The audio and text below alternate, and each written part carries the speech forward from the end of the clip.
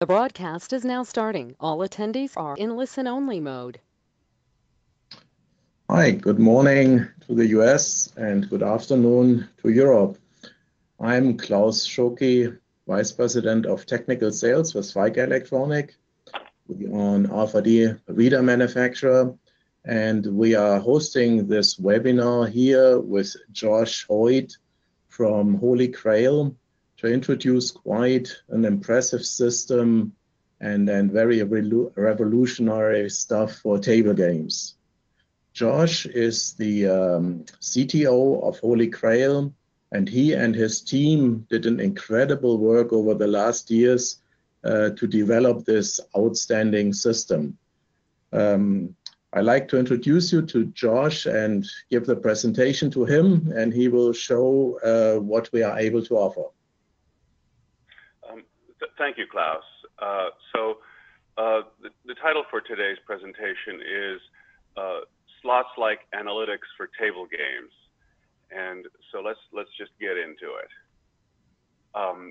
The overall agenda is to talk a little bit about the history of RFID in the casino industry, to explain what Holy Grail is, what we've done. There's actually three key components to Holy Grail. Then talk about how those features integrate into an intelligent table management system and what the benefits are that accrue from that. And we've been running pilots at two Park West casinos for, in one case, a little over 18 months, and in another case, over 24 months. And that's really given us kind of a real live testing outside of the laboratory. Lots of things you can convince yourself work very well in a lab, and then you take them out in the field and you get quite the education. And so we recently have been doing a bunch of demos, and we can talk about that. So getting into the first part of the agenda, the intelligent table game management, what we're really trying to do is very simple. It's to deliver the right information to the right people at the right time in the right format. And so the Holy Grail system collects lots and lots of information about table games: who's playing, what are they playing, how are they playing the way you'd expect them to or not. And then you take that information and format it in ways for specific stakeholders. And those stakeholders might include the floor, they might include security, casino operations, or in the case of dealer metrics, to be used by human resources and training. So those are all different ways that all of this information can be formatted. But the trick is collecting good information to begin with. Otherwise, you really, the rest of it is just a house of cards, pardon the pun. So let's start with a little bit of history. The idea for us began, a little over 8 years ago, and what we were trying to understand is why RFID as a technology was not more broadly accepted in the casino environment. And what we learned is that the technology constraints, certainly at that point in time, really didn't answer the questions that table game managers had. And so we went about trying to understand the questions they had and then find and modify technology so that it could answer those questions. An interesting kind of baseline to use is slot machines, because they're electronic and they clearly provide a very, very comprehensive data stream that's very helpful if you're a casino manager. And the question really we were asking ourselves is, can table games have that same kind of data stream? And if you look at table games, unlike slot machines that have lots of sensors and electronics and whatnot, the table games really had to rely on a floor supervisor, and that floor supervisor would estimate the wagers, they would estimate the speed of play, and they'd estimate the duration that a particular player was at a table, and use that to feed into some systems that would calculate player value and comps and things of that kind. And of course, whenever you have faulty assumptions, you get very misleading projections, specifically of win-loss, of player value, and then if you really have good data, you can enhance your operational efficiency. So our goal was very clear. The baseline was what slots, what kind of data slots can provide, and can we make that an equivalent for table games? And if you can't do that, then RFID really gets relegated to just determining whether chips are counterfeit or not, and that's typically done offline, which is its own problematic issue. And then, obviously it can be used for back office processing, but that's really a subset of the kinds of questions that table game managers need to have answers to. So Josh, yes, if I hear that correctly, so that means what we have, or what the casinos have today, that means they do not have real good data about the table games today. They have to rely on the floor managers, and if they are using RFID, so it's a very limited use of just checking in the back room or at the cage for counterfeit chips. Is that correct? That's correct. In a typical table game environment, without it's pretty primitive, and you can easily see how assumptions like, well, I think he's betting $100 a hand, and I think he's they're playing 50 hands an hour, and I think I have no idea what the wager is or what the house edge is on that wager. And oh, look, he's not there anymore. He left sometime in the last 20 minutes. I have no idea how long he actually stayed at the table, but those guesstimates are all typically input into a player value system, and you can see how those assumptions could lead you to some very strange conclusions, right? Okay, no, yes. And one remark to our attendees. I forgot a little bit of our housekeeping rules. Since you have no microphones open, but you can place your questions, please, on that little control panel typically on the right side of your screen. There you can type in any kind of questions, and we will try to take care of most of them at the end of our meeting. And otherwise, you will get a link. We record the complete session, and you get a link for the white paper to download that you should have all tomorrow. That's great. Thank you, Klaus. So just to continue on here with what's needed, you want to track each individual bet. You want to understand the outcome of each game that's played. You want to reconcile the win-loss for each hand. You want to create alerts for any anomalies that you see. You want to also have seamless integration with security and back office operations. And you want to be well-tuned with dealer workflow. Let's talk about each of these just for a minute. Tracking each individual bet. So imagine a roulette table, and you can see how proximal each individual bet is. If you want to do that, you need the ability to get some spatial resolution on your RFID system, and Holy Grail does that. There are multiple ways to get the outcome of each game played. We're currently using an available iShoe that comes from Shufflemaster. But if you can track each individual bet, you know whether there was a win or a loss, you can then measure the theoretical expected house take, and then track the actual take and compare those two. In terms of anomalies, one of the stakeholders for what we're doing is security, and by creating time-stamped events, as we'll see a little later on, you can direct the security to the specific issue at hand and resolve it.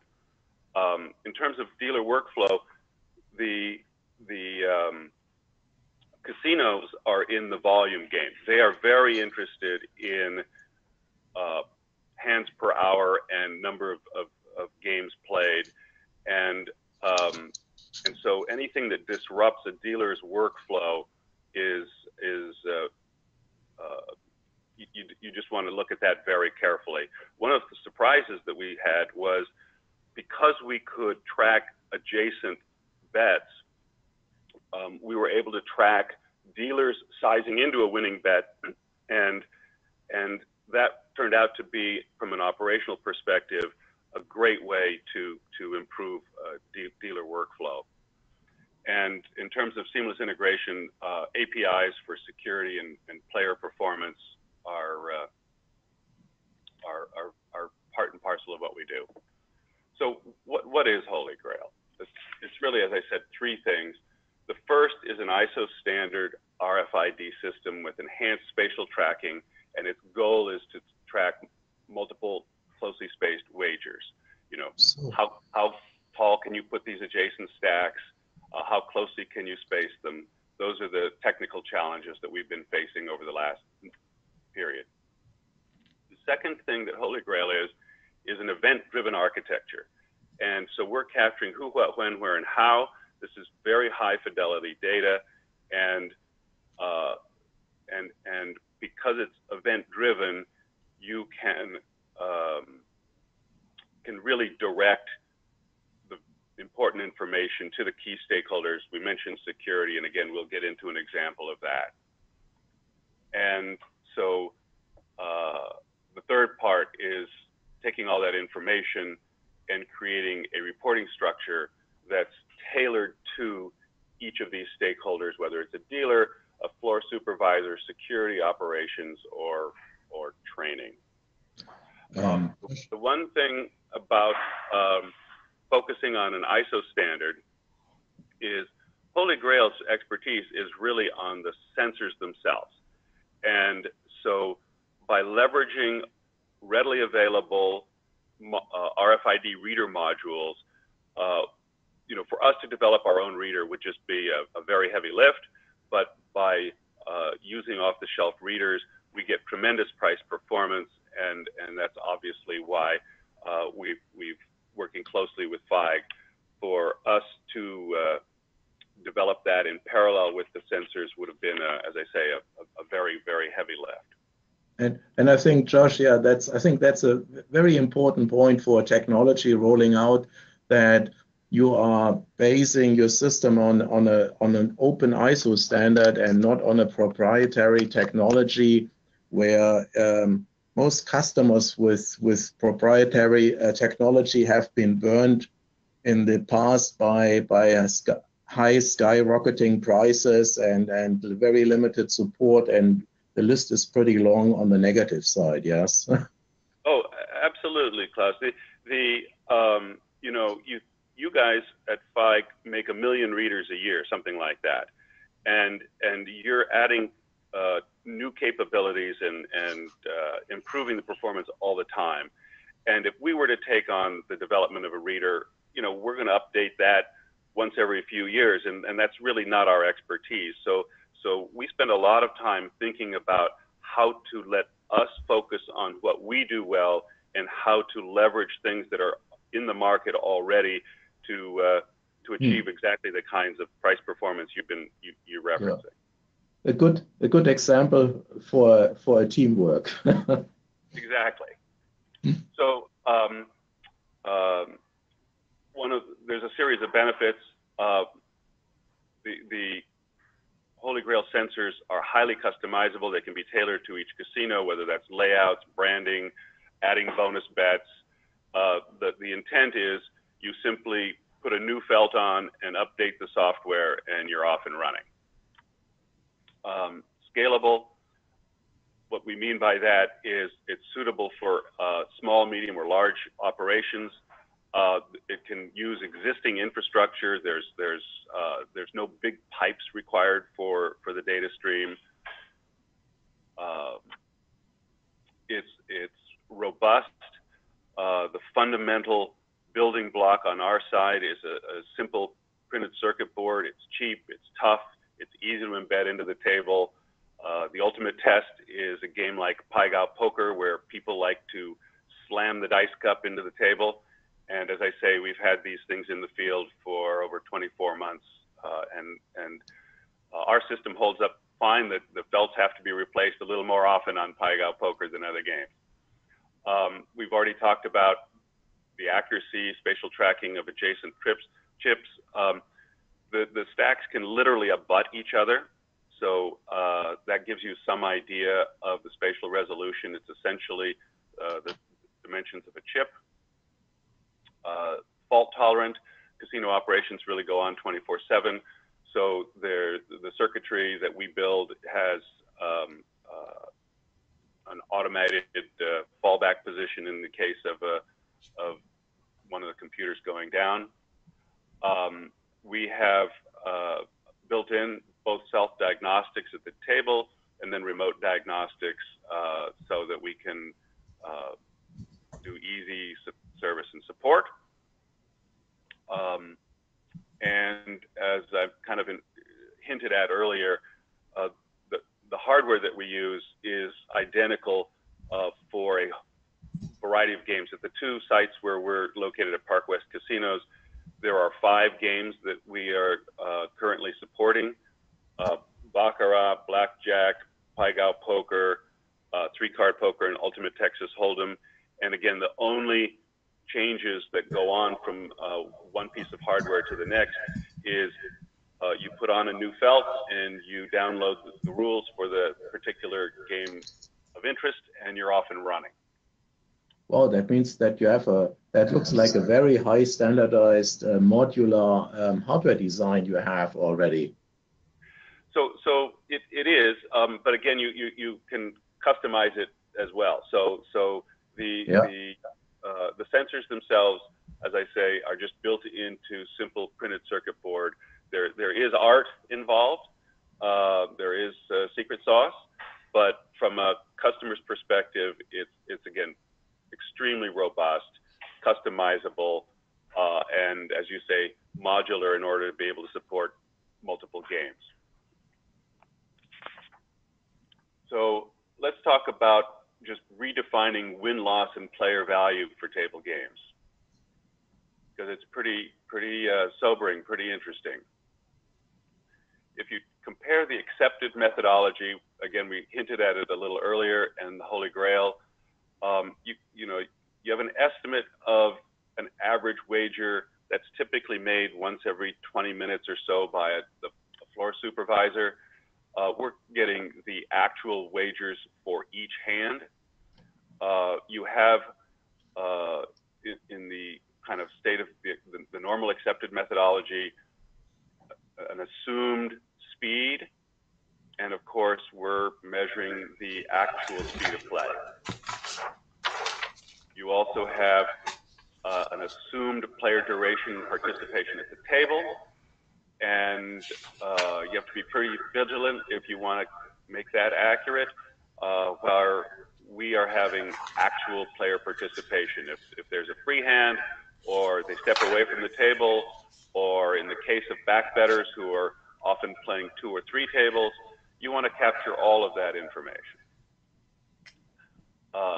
Again, the accepted approach on a non-instrumented table game is you don't know the wager type, and therefore you don't know, even though you know what the odds are, you can't apply them because you don't know the wager type. And of course, we know not only the wager type and the odds, but we put that all into the system. And lastly, you have typically no tracking of the game outcome unless you go and view hours and hours of video, and that's not a particularly good use of human resources. And we, on the other hand, are tracking the game outcome. Is that pretty clear, Klaus, as to what those differences are? Oh, means that's I'm still amazed. Means I'm working so long with you, but I'm learning each day a little bit more about what kind of details you are really able to track and to provide to an operator of a table like this. Well, let's take one of those stakeholders, casino security. What you want to do is ensure that there's adherence to the game rules. You want to be made aware of any anomalies. And probably the single most interesting thing intellectually is that you move into an event-driven approach to your security. Instead of saying, well, the dealer came back and we think he's $1,000 short in his 4 hours of his shift, and so we think there's some collusion going on, but some poor guy has to go watch 4 hours of video and try to make sense of it. And instead, we're saying there's an anomaly on table 3 at seat 4 at 10:07 this evening. So it gives you very, very insightful information. And of course, that can be used to make a case if there's some fraud. And we have some stories there. But this would be an example of what that interface looks like, certainly today. On the left, you see a list of these anomalies. These are fed to the security at a workstation. You have the existing overhead security video camera that they're all used to, standard camera. In fact, we don't require our own cameras. We just leverage the existing infrastructure that's there. And then at the top of this screen, you can see the Holy Grail data showing the dollar value of the bets at that instant in time. And so what you end up with, not shown here, but down at the bottom, is a cursor and an event and a timeline. And as you move along that timeline and approach the event, you can actually synchronize that event with this data that we're collecting at the top and the standard video camera. And so one way to think about this is it's a kind of augmented reality where you take the information that people are used to working with and you augment that with the RFID data, and you can get some very, very helpful and insightful ways of looking at your security issues. I mean, so that means you have only one screen where you are getting your violation of any kind of a rule or an event, and the security video at one screen to see it parallel. Wow. Well, it's more than that, Klaus. Yes, you have an integrated screen to see all of that in one place, but we're also able to disseminate that information wirelessly onto tablets or to remote headquarters. So there's a whole management layer that says this guy is allowed to see this information, this other guy is allowed to see this other information, and so you can manage the dissemination of these of that screen that I just showed you to a number of different places and geographies, again, in a very managed way. So let's talk a little bit more about just operations. Things that you might want to know are, what tables are open, who are the dealers that are on a shift, how busy is each table, what's the current position of each game, what's the chip inventory at each table, is a fill or a credit needed. These are kind of much more not secure. This is a different stakeholder. This is more of a floor operations, and let's see what that data might look like. So here is a screenshot again of the kind of data that would be presented to this second stakeholder, this operational person. And the important points here are you can see what tables are open and closed on the left. You can see who the dealers are, how long they've been working, how many seated players there are, how many hands per hour they're managing. Have they had some errors? Have they had to call the floor to get support? You can get a sense of are they struggling or not. The other part is you can see their current position. Are they up or down since they've taken over that dealing at that particular table? What's the current action on the table, and what's the total chip inventory? But in addition to the total chip inventory, you can see it broken down by denominations, and so you can set high and low thresholds for that inventory, and that allows, and those are unique thresholds set for each table. So the thresholds for a low action table are not necessarily the same as for a high action table, and as you go above or below those thresholds, alerts are given to automatically send a fill or a credit to each individual table, and then you track that off on the right. And the reason that's interesting is because the chips on a table, that's exposure. And so what you'd like to do is make sure that there's enough chips on the table to support the functions that the dealer has to do, but you really don't want excess chips there if they're not necessary. And you can kind of make a just-in-time analogy to normal supply chain work that's done elsewhere. You're managing the supply chain for chip inventory for each dealer on a table-by-table basis. Does that make sense? Oh, that means, and these are, I guess these are online data. You see, whoever has to see it all the time, instead running around on the tables to look what's going on, he sees it on one screen. So two things, Klaus. One is, yes, that information in real time is available on this screen, and you scroll up and down to see however many tables are in your particular jurisdiction. But in addition, you're getting pop-up alerts, you know, hey, table 5 needs more $100 chips, right? Wow, even and that is so you get the comfort of the overview from a management perspective, and then that is supported by additional automated alerts. And you know, if somebody forgets to set the right thresholds, then you'll get alerts that are inappropriate, and you have to manage that. But it's a very powerful system for distributing information and facilitating decision making. Very good. So let's now take another gander at this from a very different perspective. If your job was dealer training, then you want to know what are the metrics for a dealer's current shift, and you know, for example, are dead spreads a problem? What's the actual win-loss, and how does this compare with the theoretical win-loss? The theoretical win-loss is an interesting thing, because if you're calculating that back based on the bad assumptions we talked about earlier, you know, an unknown bet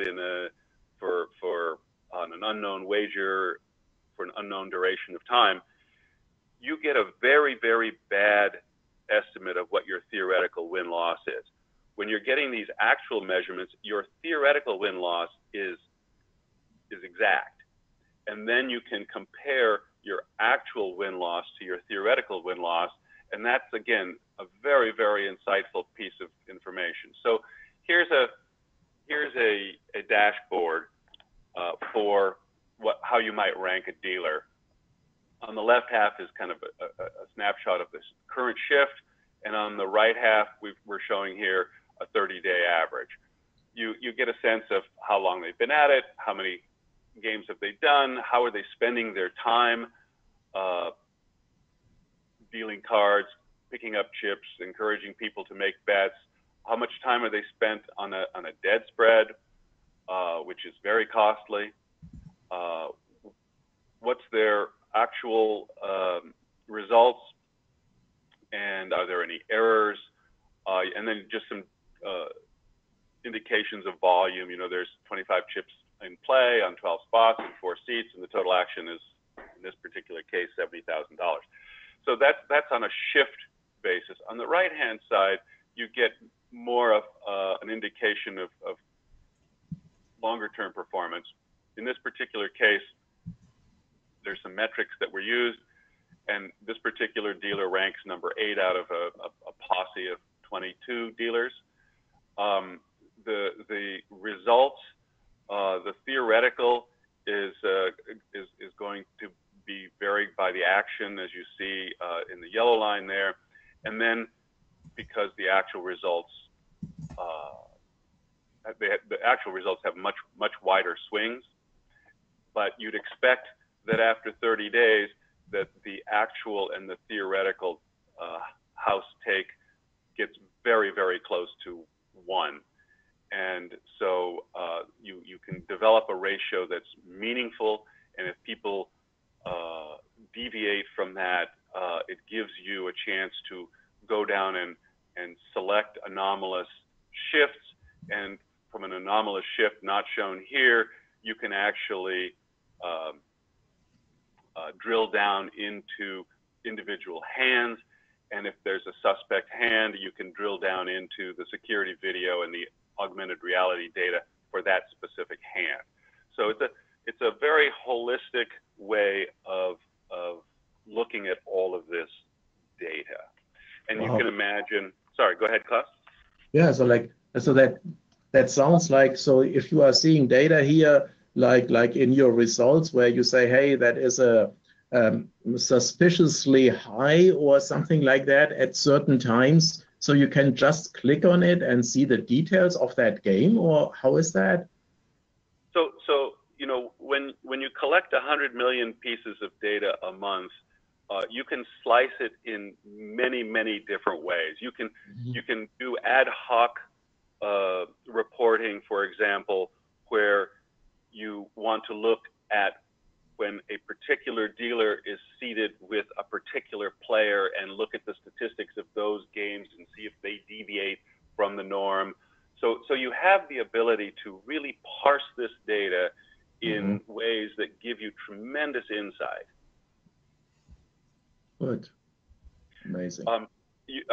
Not shown here because it's not ready for prime time is an analogous reporting system of player performance, but it's not hard to see how that's done.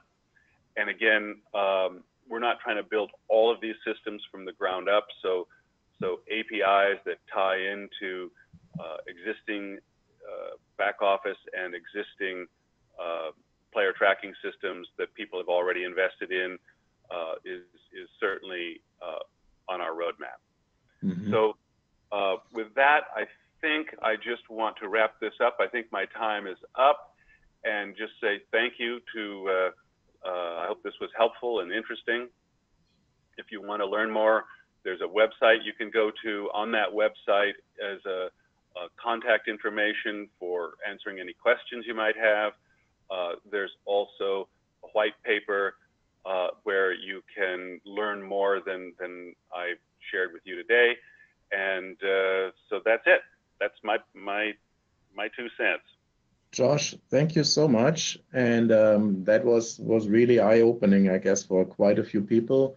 And we have Kelly organizing everything in the background. And Kelly knows if we collected a few questions. Yes, we do have one question in right now to ask, whether there was any surprise benefits that were found in doing the piloting. So there's always some surprises. There was an interesting case where a gentleman came in, bought $2,000 worth of chips, walked over to a baccarat table, placed it all on player, promptly lost, but before anybody could react, he scooped up his chips and ran out the door, which is obviously out and out theft. He thought he was being clever by handing those chips to a friend who came back 2 days later to cash out. And of course, one of the key benefits of RFID is identified, and when he went to cash them out, he had a very rude awakening. So that means if you have really a smart system with RFID chips, so it's not in the past that a casino chip was always like money. It loses the money if it gets report stolen. Yeah. I think that's exactly right.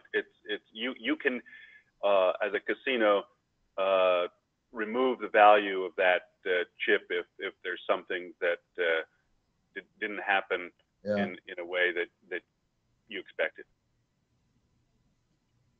Good, very good. I think that's even quite an interesting contribution if you are maybe adding over time similar events together which are contributing to the ROI of a system like that. Yeah, you know, if you're going to invest in setting up a new casino and you're going to buy the tables and buy the chips, the cost adder for this compared with the value of the information you get is quite compelling. Wow. If you have an existing operation and you have to take your investment in non-RFID chips and non-intelligent gaming tables and throw them away, then that becomes a different discussion. Okay, we have a question about how do you associate the players with the software? Do you put a wristband on them or something to identify each player? So there are multiple methods for making that association, and one simple one is, you know, as they buy in, they identify themselves. A lot of people want to identify themselves because they want the comps, the benefits that accrue to being a regular player. So that's one place where that can be done.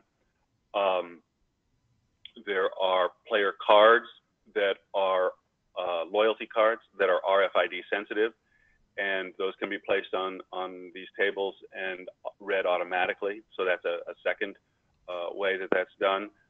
And then there's some new technologies that we are not developing, but are certainly coming online, which is facial recognition, things of that kind. And so there's lots of people trying to bridge that gap between the chip and the player. We have part of the puzzle, but we don't have the entire puzzle, but we're certainly happy to play with those people who have the complementary pieces of the puzzle. Next question, and I know you can't actually say the cost, but the question is, you know, what is this type of, you know, technology investment for the casinos and you know, the ROI for them? So we're working on the business case as we speak, right? So the one thing I can say is that because the sensors themselves are these printed circuit board essentially, and because the electronics modules are off the shelf, the basic price performance for collecting this data and disseminating it is it's very provocative. Let me just put it that way. Great. And one last question I have is, how did the dealers react to using this technology? So it's interesting, you know, anytime you introduce technology, you have to expect some kind of pushback, but because nobody likes things that are new, or new things take time to get adjusted to. But both on the side of the players, which we're not hiding the fact that this is going on. The data is being collected, but it doesn't change the odds of the game. It doesn't change the way the games are played. And what we're doing really is relieving many of the chores that dealers and the floor have to deal with. If if you think about the mind share of what's going on in a dealer's brain as they're dealing with a game, there's a lot of responsibility. There's a lot of skill. There's a lot of thinking and processing that's going on. And if you can relieve them of some of the base chores and let them focus on building rapport with their clientele, then the interesting thing is their tips go up. And when their tips go up, they like that. So the people who are adjusting to it, there's often a little skepticism to start, but they very quickly learn that it's in their own best interest to leverage the technology for what it can do and allow them to shine in ways that there is very direct remuneration, compensation for the dealers. Great. A question here is, if the casino already has the cameras, can the software integrate with it, no matter if the camera is analog or IP? So there are lots of camera suppliers. Some of them are open systems. They have APIs that you can tie into, and some do not. We have currently limited our focus on those that have the open architecture, and it's very easy for us to interface to them. We know how to interface to those that don't have those hooks, but that's a project. Someone would have to make it worth our while to make that investment in development. But it's eminently doable. All right. Well, that's all the questions we have. Once again, we do have that white paper that also talks about the technology. And then tomorrow at the RFID Reader News, where you registered, we'll have the recording, and we'll send out an email with that recording as well. Thank you, everybody, for taking the time. And yes, contact us with any kind of questions you have on the hardware or system side, and we will be more than happy to help you out. Thanks again.